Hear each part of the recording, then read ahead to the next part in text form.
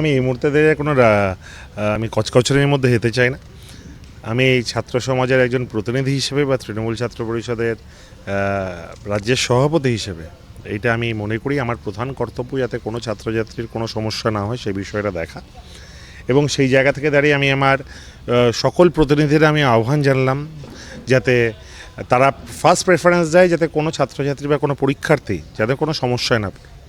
আমি বিশ্বাস করি বাংলার আপামর ছাত্র সমাজ সেদিনকে নিশ্চিতভাবে আসবে এবং সেদিনকে প্রচুর ভিড় হবে।